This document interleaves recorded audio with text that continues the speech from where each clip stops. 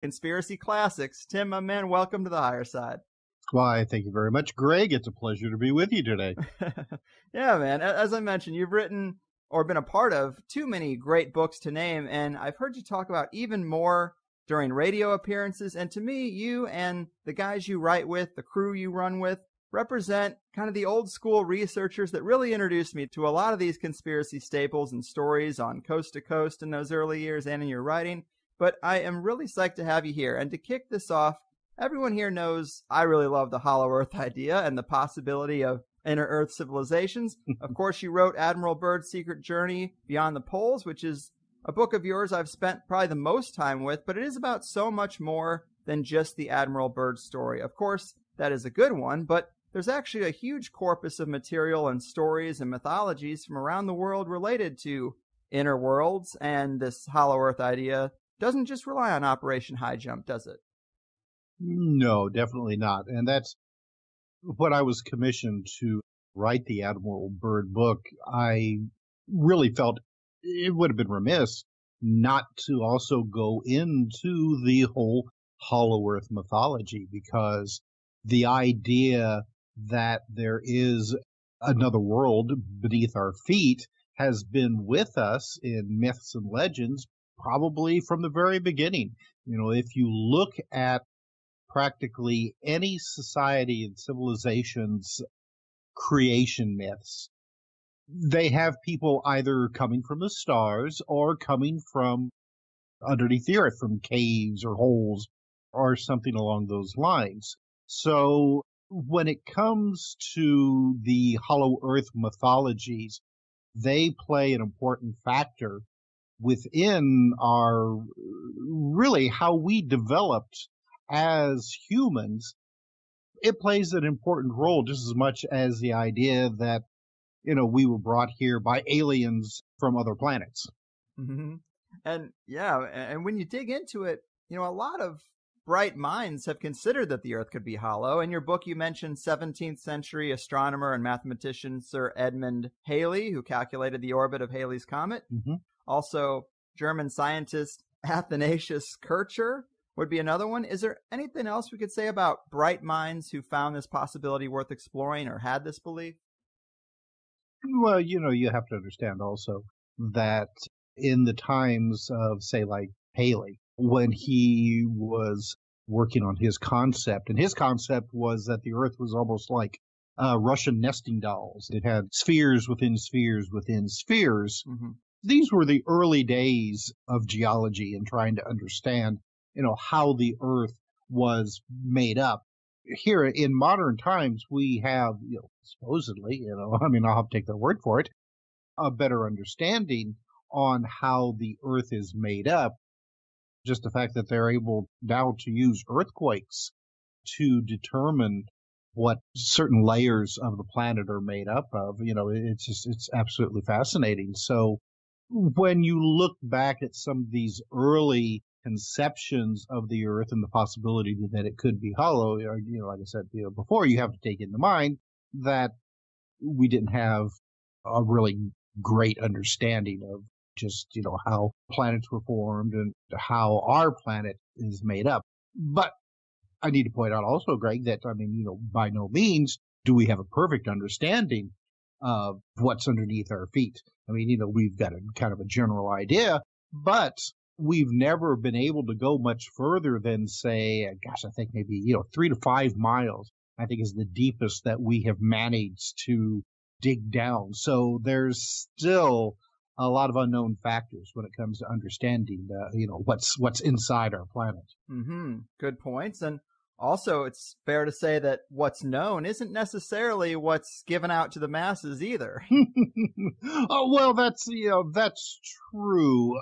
You know, when I first became interested in the whole Hollow Earth mythology, you know, I mean, gosh, I think that was one of the first things I really, you know, became interested in, besides, say, you know, like UFOs and, you know, ghosts and things like that. One of the first books I ever bought, you know, just wildly enough, happened to be a book written by Timothy Green Beckley, who I work with quite a bit now. And his book was about the Hollow Earth, and the Richard Shaver zero mysteries. Hmm. And so, I mean, I got off to a rich start, on this kind of stuff really early on. And, the concept that the planet is hollow, say like an eggshell, that we live on, the surface, and then the crust is maybe 500 to 1,000 miles thick, and then the rest of it is hollow with maybe a sun in the center and continents and water and, people and animals living on the inside. I'm less inclined now to believe that, but more inclined to accept the idea that the Earth is crisscrossed at various levels with tunnels and vast caverns and, things like that, more along the lines of, say, like Journey to the Center of the Earth by Jules Verne, rather than, and I don't know if you're familiar with these books, but Edgar Rice Burroughs, the guy who wrote Tarzan, he wrote a series of adventure books called the Pellucidar series. And his Pellucidar is, the old concept, like I was just talking about, of a hollow Earth. There's a sun in the center, and there's, people and prehistoric animals living there, and there are openings in the North and South poles that people can get in and out. And if you ever read these books, yeah, some of them. Yeah, I highly recommend them. I highly recommend your listeners read them as well, because he really, obviously Burroughs did his research for his days. I think these books were written in like maybe the 1920s, 1930s, that sort of thing. So, all of the myths and legends about the hollow Earth are included in his books and are really, just a good treaty to read if you want to know about some of these early 20th century ideas of the hollow Earth. Mm-hmm. Since I went off on a wild ramble here, you said whether or not some of this knowledge about a hollow Earth may be kept secret from us, that is a possibility. I do think that it is being kept from us, that there are underground areas that, more along the lines, like I said, of tunnels and vast caverns. Some of them may actually have people living there that broke away from the human race a long time ago and kind of created their own civilization. Maybe people that are basically, Homo sapiens, or maybe cousins, still within the, hominid line, but not quite to, Homo sapiens sapiens like we are. Information like that, yes, definitely, I think is probably being kept secret from us. Mm-hmm. Really, the most exciting thing about the hollow Earth idea is just the idea that there's unexplored lands or unknown peoples on the Earth or in the Earth that we don't know of. So, yeah, I'm pretty impartial to if it's more like a giant ant farm or an actual hollow cavity, but I still do hold out hope for that hollow cavity thought. I mean, I guess they say when John Quincy Adams was president, he got really swept up in the idea, and apparently he approved an expedition to explore the inner Earth, and some say that was a major reason he only served one term, because other people weren't necessarily on board. Congress wasn't on board. But I've also been told the Smithsonian, they say its original mission statement was related to displaying artifacts from this expedition that they say, never happened. So I guess it played a pretty decent role in people's minds in the past. And I also tend to think, like, what's true for one celestial body should be true for all of them to an extent. And when they crashed that thing into the moon, it rang like a bell. And apparently Mars moon Phobos seems to be hollow. And there is speculation that both of those things could just be ancient alien space bases. So maybe they aren't necessarily satellites or celestial bodies like the rest of them, but they are intriguing ideas. Well, that you have to take into consideration, is the moon a natural object? Right. Because there's been talk for a long time, considering how large the Earth's moon is in comparison to other moons and their planets. Of course, Jupiter has moons that are, almost as big as, some of our smaller planets. But, you look at the size in comparison to Jupiter and these moons, and the Earth moon system is just wildly out of proportion in comparison with the rest of the solar system. I mean, it's almost a binary planet system. If the orbits were a little bit different, it would be a binary planet system. But the idea that the moon is hollow was brought about by several Russian astronomers back in the early 1960s. And then when you had, like you said, when they crashed some of the spent boosters from the Saturn V rockets onto the surface of the moon, it did seem to indicate that there's something unusual about the composition of the moon. Possibly, some people have said that the moon was actually like a giant spaceship, right, that brought us here to this planet from someplace else, or maybe it's a like a spent Death Star. I love it. Yeah, I don't necessarily believe that concept, but, considering how unusual the moon is in comparison with the other moons in the solar system, the way that it is perfectly set up that when it crosses the disk of the sun, it creates a perfect solar eclipse. I mean, things like that to me seem to be beyond coincidence. Right. It seems to be planned. For what reason? I don't know. But that's just one of many, examples that I have found over the years concerning, our planet, the moon, other planets, universe in general, that makes me think that there's more going on than a lot of our scientists are letting on.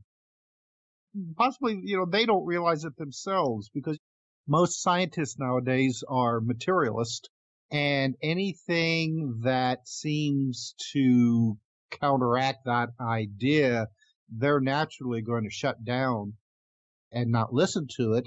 And of course, any of these scientists who are interested in this kind of stuff, they kind of treat it like a hobby and don't tell anybody else about it, because, boy, that's a great way to lose your tenure or any future funding if your peers ever find out that you're interested in, some of this fringe material, so to speak.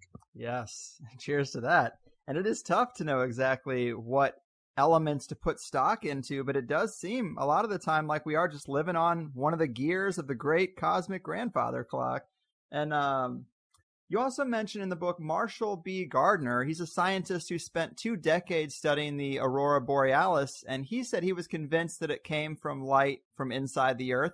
I think that is a provocative clue. Of course, the poles are fairly heavily guarded, and there's all that speculation that we can't get there. We can't actually see holes, but we can see the aurora borealis, and it is interesting. Do you put any stock in that idea, or not so much? Not so much. I mean, I do accept the conventional idea that the aurora borealis is, the result of solar winds interacting with the Earth's magnetic field. However, there was an interesting picture that came out a few years ago of Antarctica, and this was a satellite picture, and it seemed to show the southern lights coming out of what appeared to be a rather large opening, not quite as large as, say, like a polar opening has been supposed by theorists on the hollow Earth, but still, like a large cave. And it seemed to show this electrified light coming out of it.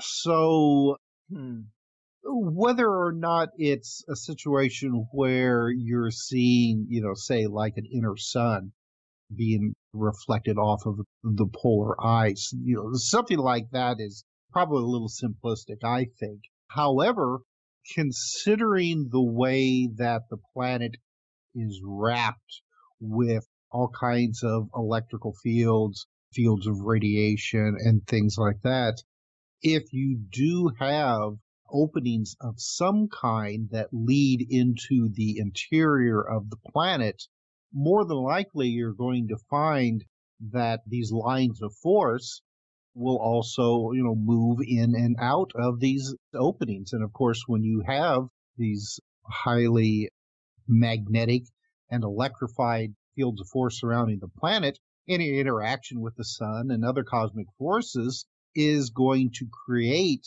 different kinds of lighting patterns, whether it's, like the electrified gases, like the aurora borealis, or something along those lines of fields of radiation even. So, I mean, I think that it is a possibility, but the idea that, like I said, like the inner sun is reflecting off the ice, that is probably less likely than, some of these other ideas that I just put forth. Fair enough. Well, you're speaking my language. And I also wanted to ask you about this person, Dr. Wendy Lockwood. She wrote a piece that is actually chapter 9 in your book. And one provocative quote from that chapter is where she says that NASA certainly knows about the northern entrance to the hollow earth, and I suspect HAARP may be directed at seeking ways to penetrate those inner worlds, which is a provocative idea. I'd never considered that HAARP could somehow be related. A lot of people also, especially in the legends and the mythology, consider anything under the umbrella inner earth. They consider it almost like a more of a spiritual place of some type. Mm-hmm. But I just thought that was really interesting. I've heard a lot of thoughts about what HAARP could be. Never have I heard it, talked about in that way. But I also bring her up because I went to her website and there isn't really a ton there except for a few articles and a logo that looks a lot like many secret society logos, but it has a hollow earth on it. And it says, contact Dr. Wendy Lockwood if you'd like to know more about the Web of Light Mystery School. And the site seemed like it was connected to yours or Timothy Beckley's site, but it's just super provocative to me. Can you tell us anything more about her or this mystery school in particular? Yes. Well, I should say that Dr. Lockwood, I haven't heard from her in quite a while. Gosh, I mean, I think the last time that I spoke with her was probably about 5 or 6 years ago. And at that time, she was not in the best of health. So, I mean, I don't want to go on the air and say that she has possibly passed on because I don't know that for sure. But, that could be the situation. Right. And you're absolutely correct. Dr. Lockwood used to be a writer for Tim Beckley. She wrote articles for his old magazines and some chapters for some of his early books. And her teachings are more along the metaphysical lines, and her ideas of, say, like a hollow earth and places, like that tend to be, her idea is that they tend to be more on a spiritual or other dimensional realm. She thinks that there are physical entrances to the hollow earth, but that after you go, say, like a certain distance, then you actually are no longer in this sphere of reality, that, you're in a different plane of existence. And she speculates that, like all planets in our solar system, or not just our solar system, but probably throughout the universe, maybe operate along the same ways, that there is a connection to these other spheres of reality through these underground entrances, almost to the point where, say, like if you would go to, say, Mars and would find one of these underground entrances, you would go basically to the same reality as you would if you found the same type of cave entrance on the planet Earth. It's almost like, every portion of the real universe, the physical universe, no matter where you are, that there are entrances to these other dimensional states of reality. Anywhere that you go in this universe, you would end up in the same place. I don't know if I'm making myself clear or not. Yeah. Portals, basically. That's basically it. But it's you would just no matter where you would go in this universe, you would always emerge in the same place in whatever these other dimensional realms are.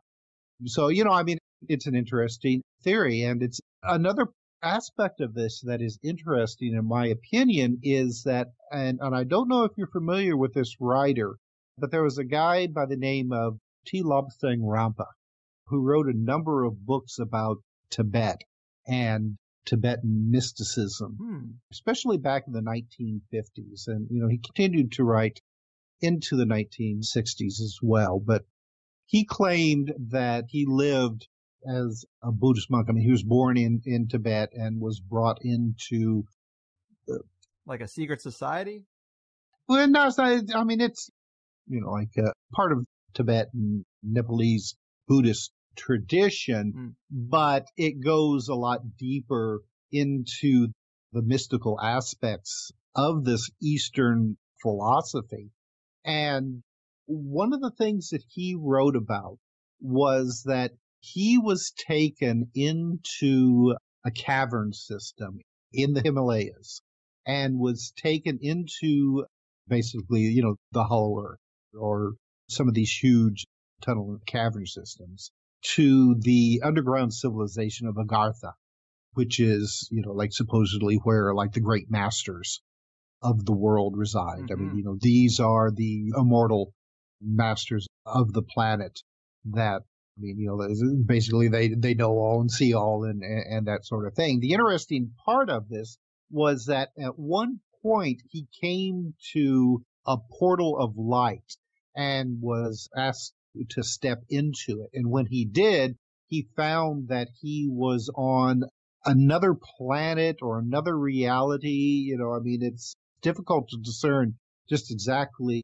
where he was, but he didn't feel like that he was on planet Earth anymore, but he felt that he was in a place that was connected to all the planets and, all the physical realms on planet Earth, that they all led to this one kind of like, super mystical location. And he was basically told by these highly evolved beings. I mean, these beings were evolved to the point where they no longer had physical bodies. They were basically just like globes of light, just, like hyper intelligence. And they were told that it was mankind's function to eventually evolve to become like our concept of angels, and that our destiny would be to evolve into kind of like the state that these beings were in, to almost beings of pure energy, and that it would be our task to bring other life forms and intelligences to the same point, and that every intelligent species in this universe, our ultimate destiny is to lead others into this higher state of being, which would then, supposedly bring the completion of, whatever the creative force of the entire multiverse is. That we're all just kind of like sparks off of this creative force, and that our goal is to, help these other life forms to achieve the same goal. So, I mean, Rampa's story sounds very much like Dr. Lockwood's ideas. And of course, Dr. Lockwood, I mean, she says that there are physical underground locations, say under Mount Shasta, that there's an actual underground city there that was built a long time ago by remnants of what we would call Lemuria, which would be the Pacific version of Atlantis. That was a civilization that supposedly existed, a number, maybe a million or so years ago, but then for one reason or another sank into the ocean. And then the remnants of that civilization, scattered across the globe and kind of seeded, helped seed civilization from their knowledge. And one of these remnant cities is under Mount Shasta, which is now in California. I love it. That's a great breakdown. And another story from the book that is kind of related to this that I was completely unfamiliar with. Apparently this guy, Pytheas, this Greek geographer from around 333 BC, apparently he sailed north as far north as he could through what he called the, quote, congealed seas, and he discovered a land he called Thule, or Thule, just like the old Nazi occultist society. But he said that the people there showed him the place where the sun goes to sleep, and he wrote about the landscape as a place where land, properly speaking, no longer existed, nor air or water, but a mixture of these things, as if it was like a marine lung in which all matter is in suspension, as if this something was a link between all these elements on which one could not walk or sail. And that's a hell of a story, man. And it kind of relates to that model you were just describing. Yeah, it really does. And modern historians, I mean, they have no doubt that this guy actually existed, because at the time, and you have to realize, of course, that his writings no longer exist, but he was written about by his skeptics. The people who lived in his time when he came back and told his stories, he basically was ridiculed, and his skeptics wrote about it. Yeah, here's the crazy stories that this guy told us, that sort of thing. But if you go and kind of strip away the archaic writing and ideas that they had at the time, he basically was probably one of the first in, Greek or Western, early Western society to discover the northern polar regions. Naturally, I mean, you had the natives who lived up there, but, they didn't communicate very much, say, like with the ancient Greeks or anybody like that. Right. So when he went past the British Isles and sailed further north, he discovered there was icebergs floating around and that the days grew shorter. And, he got to the point where during the Arctic winter, the sun, either it never rose or it just, I think he reported that it actually just kind of like went along the horizon. It never got very high up. It just kind of rolled along the horizon and then went back down again. And then during the Arctic summer, it never set. And so when he came back with these stories, everybody made fun of him. Like, yeah, right. You obviously were drinking too much or, or whatever. But he did, like you said, he brought back the story of the land of Thule. And if you, look at some of these other mythologies, especially, say like German mythology, says a lot about Thule. And then some of the more northern races that live, say, like in, Norway and Finland and, even some of the ancient peoples that live in Siberia, they have these similar stories of a land that exists extremely far north to the point where it almost seems like it's no longer part of the regular planet. The Inuits of North America, their creation mythology has it that they came from a land from the far north where the sun never set and it was always warm and there was an abundance of, food, and it was just really a pretty nice environment, which always makes me wonder why in the heck did they leave? To then live in, Arctic wastelands, so to speak. But if you look at, like almost any of these peoples that live in the far northern climates, they all have very similar stories of originally coming from a land of perpetual daylight and a lot warmer conditions than they live in now. Which, again, that goes back to this whole idea of the hollow earth with the center sun, because, if you have a sun that is suspended gravitationally in the center of the planet, it's never going to set. So you're going to be living in a place where it's, perpetual daylight and probably a tropical environment where, it's always warm, until you start getting to the more northern areas of the sphere or north or south regions. There's a gentleman by Dr. Brooke Agnews. Yes. He has done some really excellent research, I think, on this whole idea. And, science postulates that the core of the planet is made up of, like a highly compressed nickel and steel and iron to the point where it's almost a completely different element because it's just so condensed by the pressures of the planet.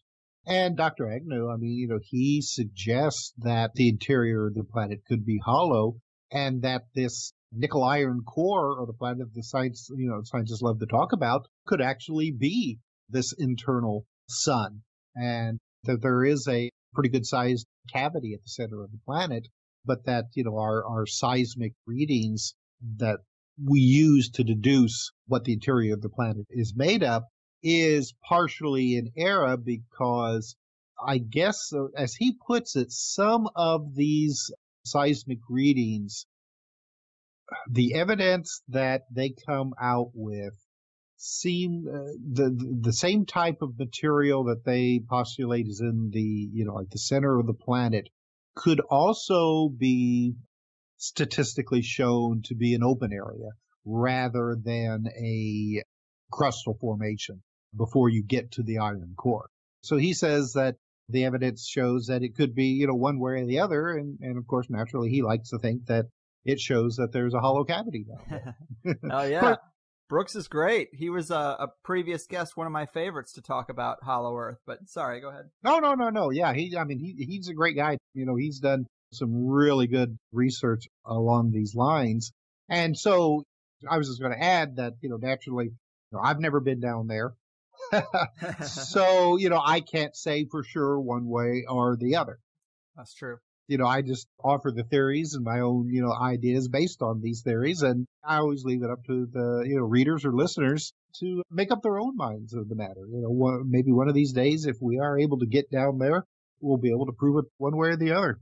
Hopefully, That's the way to do it. Mm-hmm. And you were talking about legends, and even the legend of Santa Claus comes from Scandinavia, and this idea that a man comes from the North Pole and brings gifts or supplies in the harshest of winter environments. I mean, that's the story. That's Santa. We've turned it into a materialism consumer fest with all these gifts that came from dear old Saint Nick, but the story itself is kind of in that vein of a guy coming from the northernmost point, the pole, perhaps from inside, and bringing supplies. I don't know. It's definitely interesting because so many of the legends of indigenous people who talk about another type of being, it's always about some kind of helper in most cases, like some kind of being that came and led them down into the earth during a cataclysm or brought supplies. So I just think that is an interesting part of modern culture that kind of harkens back to that idea.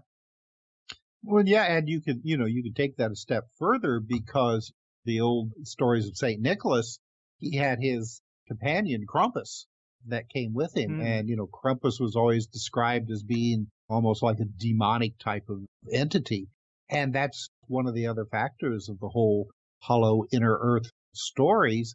Is that not only do you have races that live down there that are spiritually more developed than we are, but it's also the abode of, like devils and demons and creatures of the netherworld. Mm-hmm. The whole Richard Shaver hero stories goes in that direction. I mean, the Diros are basically the modern day equivalent of the devils and demons that love to torment us. So yes, you're absolutely right. I mean, it's very interesting how a lot of these mythologies are still with us today, albeit though in a kind of like a sweetened fairy tale types of versions. Right. But like the modern fairy tales, if you go and trace them back, you'll find that they have some realities to them, and oftentimes maybe not quite so pleasant realities. Yeah, man. And Antarctica is another thing we were going to talk about because it is the most underexplored place on the planet, really, if you discount the oceans. And you'd really drown in red tape and regulation trying to get there. And it's been in a lot of alternative news lately. The Russian Patriarch, the Secretary of State, and Buzz Aldrin all invited down there recently to look at something. What are your thoughts on the story there? What do you think could be at the heart of this kind of provocative mystery? It's really been interesting over the past year or so how much attention has suddenly been given to Antarctica. Like you said, I mean, you had former Secretary of State John Kerry and Apollo 11 astronaut Buzz Aldrin going down there. You had Prince Harry. Did he go down there? Yes. I mean, and then, of course, Admiral Byrd back in the 20th century, the Patriarch of Moscow, like you said. What is going on down there? Boy, and we can just speculate as much as you want to, and a lot of people have. Well, you go on the internet and Google up Antarctic mysteries, and man, you've got everything from the Nazi secret base to, like I said, the hollow earth.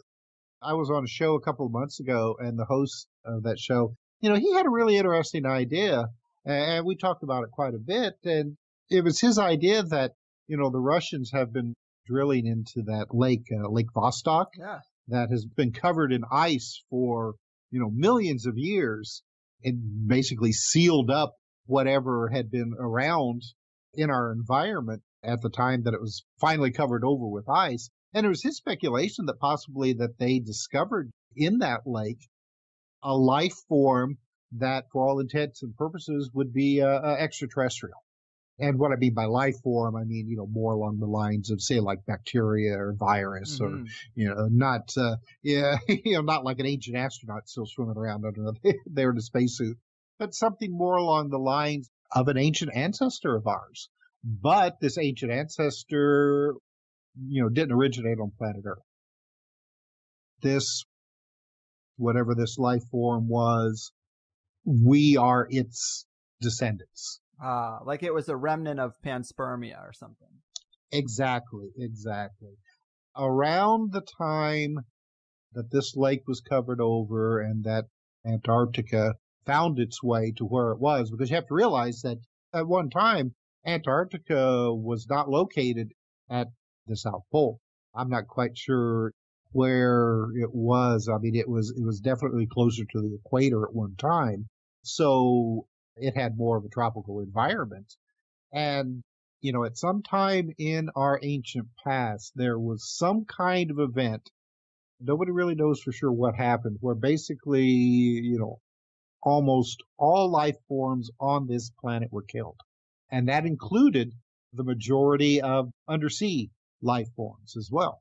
And then after a relatively short period of time, in geological history, there was a sudden explosion of life that came out of the seas. But this life was extremely bizarre. It didn't really resemble the previous life forms on the planet before whatever this cataclysmic event was, which has led some, scientists to speculate that this new life form, and when I say new life form, it was the seed that we're all descended from. All the life on the planet now descended from this new, rather bizarre forms of life that emerged after this cataclysmic event. Some scientists have speculated that this was a cosmic event, like possibly, say, like another sun came close to the edge of our solar system and disturbed the Oort cloud, sending comets racing into the interior of the solar system and then bombarding, Earth, Mars, Venus, everything. And that at that time, Mars probably had life on it. I mean, we know that it had an ocean and an atmosphere, and that when these comets bombarded Mars, they blasted off chunks of the planet, which then fell to Earth. I mean, we know that that's true because we have found Martian meteorites in Antarctica. They stand out very clearly. Of course, this is from, later events. So it could be that the new life that arose on Earth came from Mars and that we are the Martians, so to speak. Yeah. And this was the idea that this one person, suggested to me, which, that's pretty good idea, because I mean, I do believe in panspermia, like you said, the idea that the universe is teeming with life and that it's probably constantly, raining down on us from outer space in one form or another. And the idea that we evolved from some of these early dustings of life is not too far-fetched to me. And considering how long that Antarctica has been frozen over, and with the warming of our climate and the melting of the Antarctic ice, some of these primitive life forms may be coming out and being revealed, which could be why the sudden interest in Antarctica and why some of these people are going down there to check this out. I mean, hey, come and look at your great granddaddy. He's down here. Yeah, man, I love it. It also kind of could give some clues as to why a lot of these people are ending up sick. There was a Lockheed Martin guy who got sick. There was also, of course, Buzz Aldrin. But right in this same vein, I took this down from Joseph Farrell's website, but he wrote about this recently, saying, as if it couldn't possibly get any stranger, there were also these stories several years ago that the Russians had found something near their installations at the vast under-ice lake, Vostok, where there were emergency evacuations at the time of people becoming suddenly sick. Perhaps the weirdest of all the stories was that the Saudis found something during an excavation around the Grand Mosque at Mecca, something which so terrified them that they turned it over to the Russians, who promptly, so the story goes, took it to Antarctica, where Patriarch Kirill performed ancient rituals over it. So that is provocative, of course, and it's just like what you were saying, something under Lake Vostok, possibly an ancient virus of some type, or maybe some type of ancient technology that is giving off some type of radiation, because if it's just a virus, I don't know, why John Kerry and Buzz Aldrin need to go look at it unless it might be something a little more epic to the eye. Yeah, all of those stories with the exception of the Saudis discovering something, because I don't think that they would be too inclined to give whatever they discovered to the rest of Christians, us. basically. The rest of us infidels, so so to speak. Unless they just gave it to the. But then again, why would they give it to the Russians if it was discovered, say, like in Syria or like one of these countries that is on a more friendly term with Russia, because Saudi Arabia is more friendly with the United States, right? But it's like I said earlier, Antarctica has not always been covered with ice, right? And in fact, a number of writers have speculated that Antarctica may have been the location of what we would call Atlantis. Right. Now, some kind of antediluvian civilization that really existed long before modern civilization. And it's hard to say since it's now covered in, almost a mile, in most places, a mile thick ice sheet. But again, like I said, with the climate changing and Antarctica melting as fast as it has, it could very well be that some of the remnants of a lost civilization, and when I say a lost civilization, I mean a civilization that existed, more than 1 million years ago, long before the last ice age. I mean, I couldn't tell you offhand how long Antarctica has been in its current location, but it's been, several million years at least. Mm-hmm. So if they have uncovered remnants of some kind of lost civilization in that location, we're talking about a civilization that existed supposedly long before modern man was even a gleam in a chimpanzee's eyes.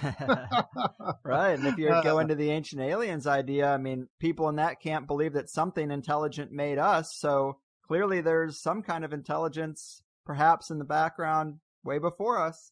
Well, if there was going to be the remnants of an ancient civilization, Antarctica really is one of the best locations since it's been frozen for such a long period of time. I mean, all across the planet, we've seen possibly hints of remnants of some kind of civilization that existed before the last ice age. But naturally, due to erosion and other aspects, most of that has long since disappeared.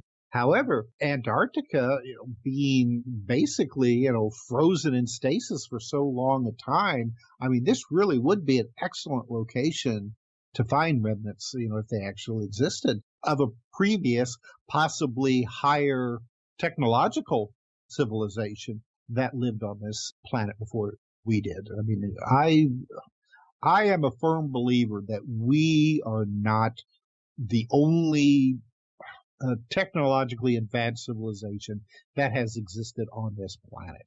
I think that humans are probably a lot older than archaeologists give us credit for. Yeah. We're just now really discovering how many subspecies of humans have existed over the millenniums. I mean, we just recently discovered the Denisovians. It's apparently seems to be an offshoot of the Neanderthals. I mean, we had no idea they existed, but once we discovered that little tiny finger bone in a cave in Siberia and got the DNA out of it, we discovered that there are still peoples, on this planet that have the genetic leftovers from this race, still in our genetic makeup. So, I mean, to me, it's not inconceivable that humans or human subspecies arose a lot longer on this planet, back that we care to think about. And that Homo sapiens sapiens is just really, I mean, we're just newcomers. Who knows what kind of, and I'm going to say hominid, because I guess I'm a little biased along those lines. But I suppose it's not inconceivable that other intelligent species could have evolved on this planet long before we did that weren't necessarily hominids. I know a lot of people will be like, oh, it's just crazy talk. But, I mean, given the way that time works and that evolution works and the whole creative process in life works, I mean, it's not inconceivable that some of the first intelligent, technological based civilizations on this planet may not necessarily have been human as we think of humans. Right. Yeah. No, it's very, very conceivable. And of course, the further you go back, there's going to be diminishing returns for what you can actually unearth. So who knows how far back things go. And another great story you wrote about in the details of that book is the caves in Malta. And I found that so interesting. Can you tell us about what was found when they followed these caves and tunnels down as far as they did? Oh gosh! I think you'll have to remind me. I can. So you have to realize, Greg, that a lot of these books, I mean, I write them, and then I go on to like different books, so I may not remember all the details. Of course. Well, apparently some men were digging a well, fell into the earth, found a cave system that opened up into multiple chambers, and they found that it was underneath a Neolithic village. And based on the stone carvings at the entrance to this lower section, once they got down in there, they believed that occasionally a human sacrifice was chained to the entrance every so often. I guess there's some kind of indications of that.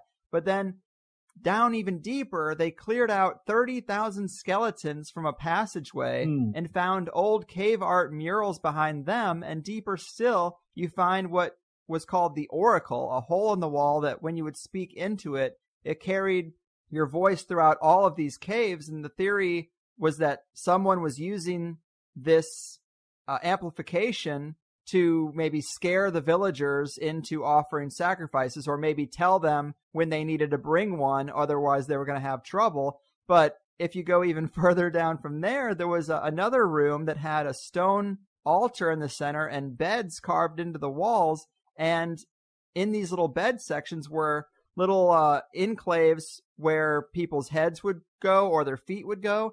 And the indications was that these beings were 4 feet tall or some even smaller. And then it opens up into natural caves, which nobody knows how far that goes. But I thought that was a pretty amazing story. I even looked up pictures of the Maltese cave art. And yeah, it's really interesting. And it almost is parallel story to the idea of fairy folk underground, or some kind of smaller being underground, like coming up and stealing people. And maybe they worked out some kind of King Kong arrangement where they just give them a person once in a while to save themselves the trouble. But I love that story. Well, and Malta is also the location of some very interesting roadways that seem to go out into the water. They start out on the land and then end going out into the ocean. So either these were boat docks of some kind, though it's unusual because these roads would also crisscross the island and then eventually, lead out into sea, leading some people to speculate that Malta is what's left of a larger land, again, harking back to the Atlantis idea. And of course, I mean, we give the idea of Atlantis anymore to really any kind of land that has sunk beneath the ocean.